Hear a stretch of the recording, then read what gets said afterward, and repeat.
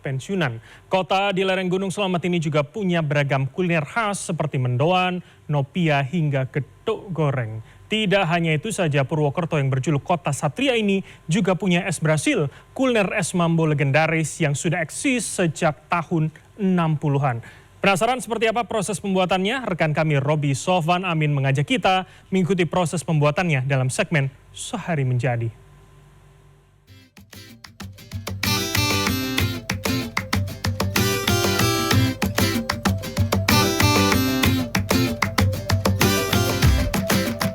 Kota Purwokerto di Kabupaten Banyumas yang berlokasi di lereng selatan Gunung Selamet disebut sebagai salah satu kota paling nyaman di Indonesia. Selain masyarakatnya yang ramah, kota yang berjuluk Kota Satria ini memiliki suasana yang tenang, alam yang indah, dan pastinya banyak kuliner yang enak dan lezat. Salah satu yang menarik perhatian saya adalah keberadaan es Brasil. Es Brasil yang ada sejak tahun 1968 ini memiliki pilihan produk diantaranya es mambo, es kotak, es cup, es rujak, es kopior, es roti, hingga es krim sandwich. Selain itu, ada beragam rasa yang ada dalam es Brasil, diantaranya rasa kacang hijau, ketan hitam, serta bermacam-macam rasa kopi dan buah. Saya pun penasaran bagaimana es Brasil dibuat. Saya kemudian mendatangi tempat produksi es Brasil di Kecamatan Sokaraja, Kabupaten Banyumas. Ini pagi-pagi saya udah di salah satu tempat produksi es Brasil ya. Salah satu es yang produk es yang sudah cukup lama. Oh, ini apa ini? Susu ya? Oh, ini setiap pagi susu segar dari Baturaden dibawa ke tempat ini untuk nantinya diolah jadi es ya. Selain susu, setiap hari juga disiapkan santan dari kelapa segar. Kelapa yang sudah dikupas dan didatangkan oleh pemasok langsung dicuci bersih, diparut, dan diambil santannya. Jadi kelapa seperti ini di tempat ini kurang lebih butuh 350 kilo per hari kalau produksinya lagi normal gitu. Di tempat ini, mesin parut yang digunakan memiliki kapasitas besar. Selain itu, mesin parut juga sudah menggunakan bahan stainless steel. Setelah diparut itu langsung masuk ke pemerasan pertama. Coba. Ini diperas pertama. Terus habis diperas pertama nanti masih ada itu. Agar saripati santan dapat diambil secara maksimal, proses pemerasan santan dilakukan dalam 3 tahap. Tahap pertama, santan yang baru diparut langsung diperas. Berikutnya ditambah sedikit air, kemudian diperas untuk kedua dan ketiga kalinya. Santan yang dihasilkan dari proses ini selanjutnya akan dikirim ke tempat pengolahan. Ini semua jenis es yang dibuat itu pakai santan semua? Enggak semua. Oh. Yang pakai santan itu hanya beberapa varian. Oh. Kayak kolang-kaling, roti, kacang hijau, ketan hitam, coklat, kopi, dan durian. Oh. Jadi untuk yang berbahan dasar buah segar. Siapkan bahan, mulai dari susu, santan kelapa, dan gula pasir. Gula pasir menjadi salah satu bahan yang wajib ada dan diperlukan sebagai bahan utama semua produk es Brasil. Selain itu, ada juga krimer nabati. Semua bahan-bahan ini akan dicampur sesuai dengan jenis es yang dibuat. Semua bahan yang untuk bikin es itu ada di sini semua. Betul. Ini ada Ketan hitam. Terus ini bahan baku yang sudah ditimbang siap pakai. Oh. Untuk di bagian pengolahan dapur. Selanjutnya, saya masuk ke proses pengolahan di dapur. Di tempat ini, ada beberapa pekerja yang menyiapkan dan mengolah beragam rasa es Brasil. Ini coklat, ini kopi, ini juga coklat, ini coklat semua ya. yang lain. Oh. Ukuran aja karena ini biasanya buat varian yang es kotak mini. Kalau yang ini yang untuk es mambo dan krim yang pop. Banyak banget. Kalau mau diikutin prosesnya, tiap jenis itu banyak banget. Cairkan gula pasir. campur gula pasir cair dengan berbagai bahan sesuai dengan kebutuhan jenis es Brasil yang akan dibuat. Pada saat proses mencairkan gula pasir, selain ditambah air dengan perbandingan gula 12 takar dan air 14 takar, juga tambahkan garam agar gurih dan vanili supaya harum. Jadi ada gula, garam, vanili, air. Ini nanti air ini buat apa? Ini buat bahan dicampur. Oh, dicampur sama sambal. Selanjutnya, air gula yang sudah dicampur dengan air garam dan vanili akan dicampur lagi dengan santan dan susu. Semua bahan ini nantinya untuk campuran membuat es mambo kacang hijau dan ketan hitam. Es kacang hijau dan ketan hitam merupakan produk es Brasil yang paling digemari oleh pelanggan.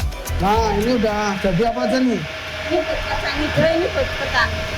Ini kacang hijau, ini ketan. Berarti ini santan ya? Iya. Santan yang udah kasih gula, kasih susu.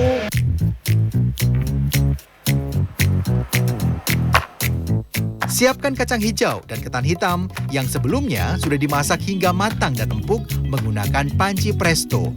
Tahap berikutnya, proses mencampur dan mengemas es mambo kacang hijau dan ketan hitam. Ini khusus kacang hijau direbus selama 1 jam pakai panci presto. Terus ini kita mau packing itu satu nampan ini berapa isinya? 5 kita. 5 jeduk. Terus nanti dicampur dengan santan sama susu tadi ya. Pada proses ini, ada beberapa jenis kemasan. Ada kemasan yang dibungkus plastik dengan cara diikat menggunakan tali rafia. Ada juga yang dikemas menjadi es kotak dengan cara dikemas dan direkatkan menggunakan api. Begini. Isinya kurang, Pak. Isinya kurang, gak ada isinya itu. Ini nggak ada isinya ya. Jadi kacang. Oh, disentuh lagi. Ini isinya kurang. Meski terlihat mudah, ternyata pada proses ini hasil kerjaan saya masih dianggap kurang bagus. Untuk setiap pengisian, pada setiap bungkus, komposisi kacang hijau dengan santan harus pas. Ini ya, bedanya yang sudah terbiasa sama saya. Ini kalau dilihat sekilas sama, tapi kalau dipencet beda. Yang ini lebih keras karena ngikatnya lebih kenceng ya. Kalau saya lebih gembur.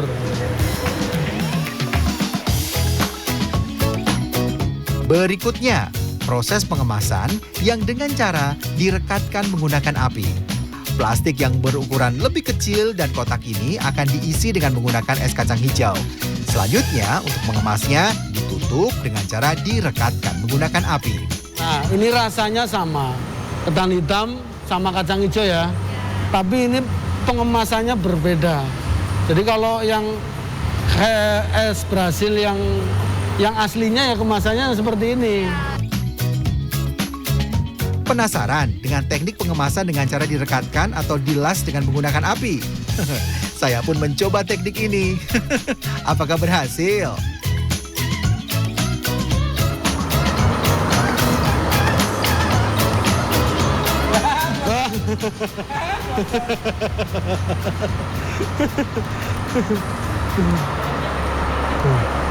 Ral, ini aku udah nyoba ya, kelihatannya sulit karena di dalam itu ada airnya, terus ini harus nggak bisa, nggak berhasil.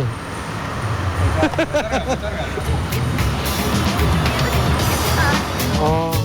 Setelah mencoba dengan seksama dan sesingkat-singkatnya, ujung-ujungnya saya tidak berhasil menggunakan cara ini.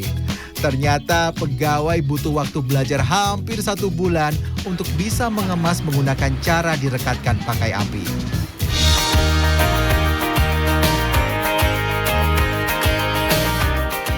Selanjutnya, proses pendinginan.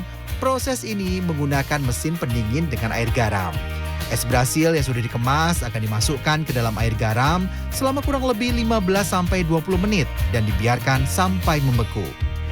Jadi caranya nggak langsung dimasukkan ke ke freezer gitu ya? Enggak. Kalau langsung dimasukkan ke freezer gimana? Lama, kerasnya lama. Oh, Pakai ini kan supaya kerasnya lebih cepat. Nanti kalau udah keras gitu, baru dipindah ke freezer. Oh. Biar lebih awet. Setelah membeku, tahap selanjutnya proses pengemasan. Proses pengemasan ada beberapa macam, mulai dari dikemas biasa dan dikemas secara premium. Satu persatu es dibungkus dengan menggunakan kemasan dus seperti ini. udah proses packing semua udah jadi satu dus seperti ini, kita tinggal bawa ke cold storage ya untuk penyimpanan. Es Brasil yang disimpan di dalam freezer akan didistribusikan ke tempat penjualan es Brasil. Dan saat ini es Brasil dipasarkan di hampir seluruh kabupaten dan kota di Jawa Tengah bagian selatan, mulai dari Wonosobo, Kebumen, Cilacap, Purbalingga, dan Banyumas. Selain itu, jajanan legendaris ini juga dijual di Cirebon hingga Jakarta. Es Brasil dengan berbagai pilihan rasa dan bentuk dijual mulai harga Rp10.000 hingga Rp14.000 per buah.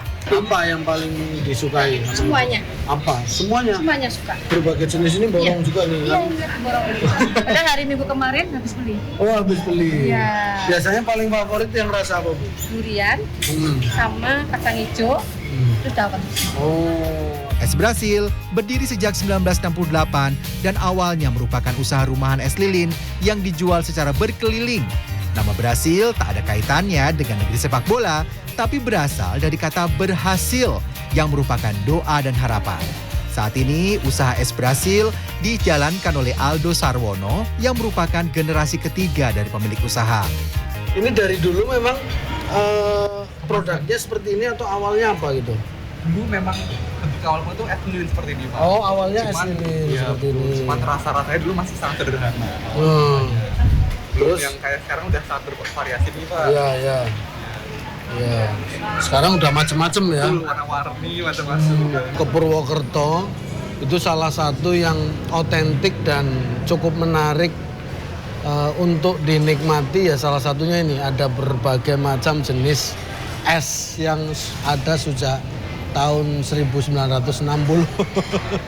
Suasananya juga lumayan ini ya, lumayan vintage ya. Di Purwokerto makan es Brasil ini semakin ini apa pas lah. Robi Sowanamin, Probokus Hartoyo, Purwokerto, Jawa Tengah.